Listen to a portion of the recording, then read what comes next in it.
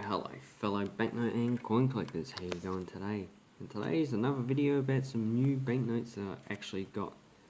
And I find collecting banknotes from around the world is very interesting. It's also very rewarding. You can get to see how different countries value their currency, what they actually like on their designs, and it just gives different aspects of the history and the culture and the animals on their country as well. So here I have a half dinar from Bahrain. I think that says 1973. And then it says 23, so I'm not too sure, maybe that's a year reign. And here we have the island of Bahrain. And this island is actually interesting because they actually have mounds on it, which are old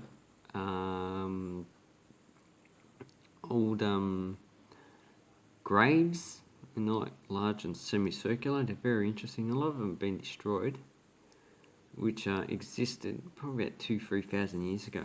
So a lot of Islamic scholars don't value anything that's pre-Islamic. Some do, but in this case they didn't, so they actually destroyed them. And it's a pity.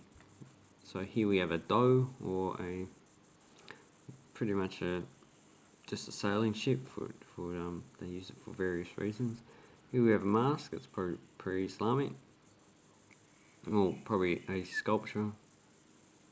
Could be clay, could be metal. Here we have the coat of arms of Bahrain. On the back, we just have some type of infrastructure, probably large-scale animal domestication. Not too sure. And the coat of arms is actually, what's the coat of arms? I can't tell. It looks like a goat. Might be. If I turn it over this way. Can't tell. Then some banknotes of France. So this was issued in 1945, by the Allies. Just a supplement currency, but it didn't last long because French really didn't approve of it. So 10 francs. And this is pretty similar to the currency that was issued for Germany, Italy, and Japan and Austria, which were pretty much printed by the Americans. Also the Russians printed some German ones. And this one, yes, this one is a F, so this was printed by the Allies. And the Russians actually didn't have the F there. So these are pretty similar, 100 marks and 10 francs.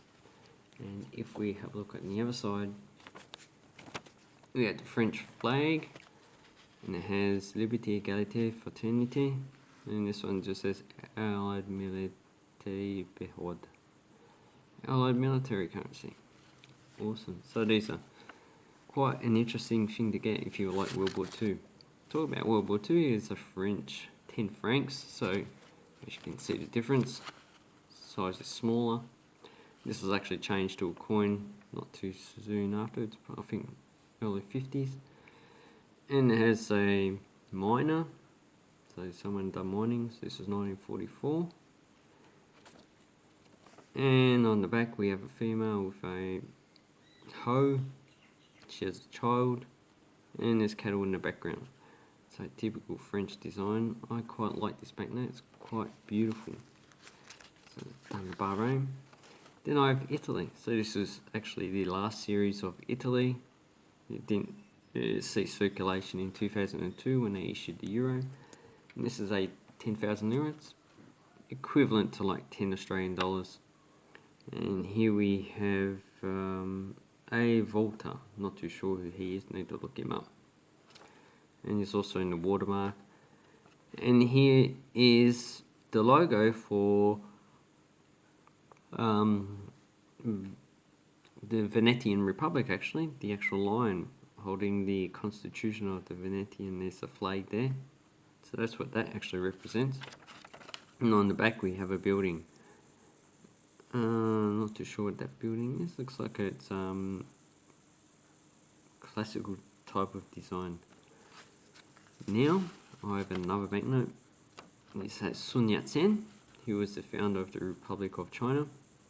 So you have Zhongguo. So this way, this banknote, you read it from right to left. So with Chinese, you can read it right to left, left to right, top to bottom, bottom to top, doesn't matter. And this one is an earlier banknote. It's 5 mun, so $5. 5 yuan, issued in 1937. And I actually quite like it. There's actually quite a lot of different types of banknotes that were issued in this time period from different banks. And the Bank of China was actually the central bank. So it's quite a nice banknote, and I actually want to get some more. Another Irish pound. This one is dated 1969. So about 2 years before they decimalised the currency. And this design was issued since 1928. £1 is probably the most common banknote. And the watermark is actually...